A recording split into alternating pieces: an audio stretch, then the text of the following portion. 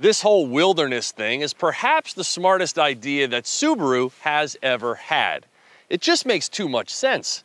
An all-wheel drive, outdoorsy brand with dogs in every commercial is perfectly suited for something more rugged.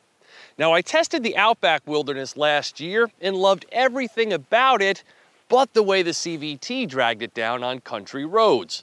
And next up is the Forester Wilderness, another cool-looking creation meant to go farther.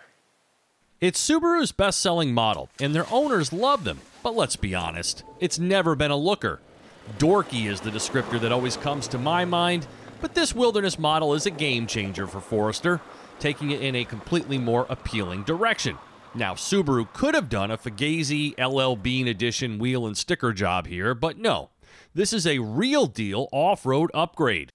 More ground clearance, and thus better trail tackling metrics, specially tuned suspension components to compensate for the vehicle's added height, all-terrain Yokohama 17-inch tires, a deep snow and mud driving mode that can work at higher speeds than in other Foresters, a transmission with an 8th gear, if you will, for the paddle-shifted manual mode, and that also automatically detects steep gradients and locks into lower gearing to get the power to the ground. 3,000 pounds towing capacity, double that of the other models, and a roof that can support an additional 100 pounds for things like a tent. This one is also equipped with an optional aluminum underguard for the engine, and it's the only way to get this sharp geyser blue paint. It looks amazing, and the copper finish accents and Wilderness logos are appropriately sprinkled inside and out to give it a special feel. I've never personally been a big fan of Subaru's cabin designs, but this one here works beautifully. From the chunky floor mats to the water-resistant upholstery to the front view camera, it is all so well conceived and executed for a Wilderness model that it really makes me want one, and I'm not sure I've ever said that before about any of Subaru's mainstream products. The windshield is huge for easy viewing, the electronics integrate well, and the Harman Kardon sound system punches really hard. So for $36,000, this absolutely feels like a bargain. And the Wilderness isn't even the highest trim level. The Limited and Touring are situated above it, but it's really well equipped, with this tester benefiting from the only optional package, a $1,850 grouping that adds the Starlink infotainment system with built-in navigation, the aforementioned 9-speaker sound system, and a power rear gate. It's a really ideal SUV for your rugged aspirations.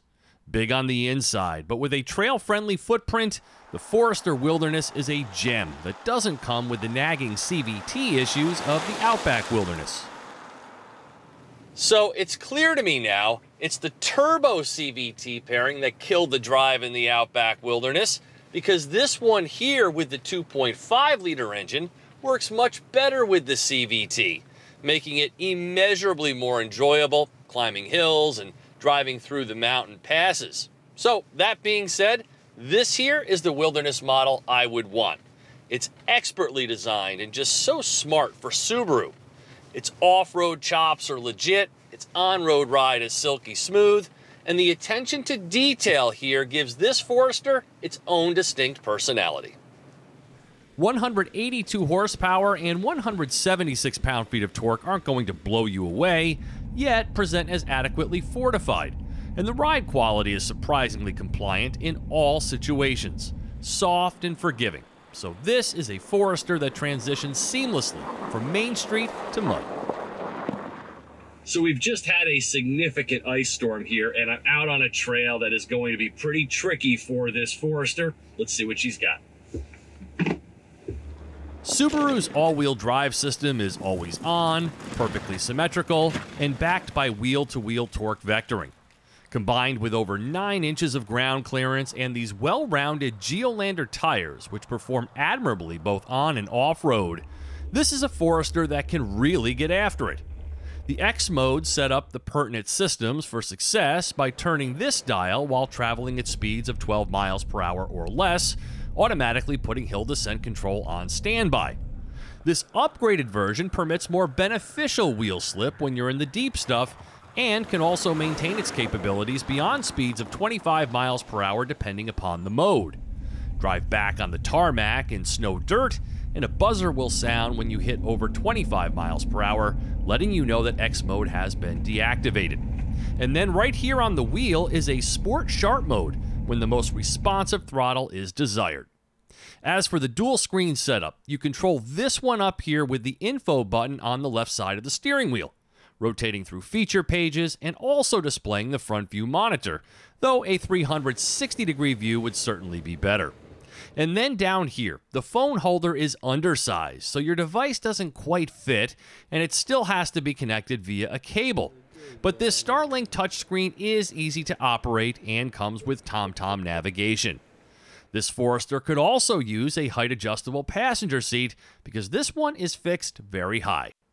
The sunroof is oversized, the thoughtful cargo area has everything you need in a wilderness model, including remote levers to drop the rear seats, and the overall spaciousness is impressive.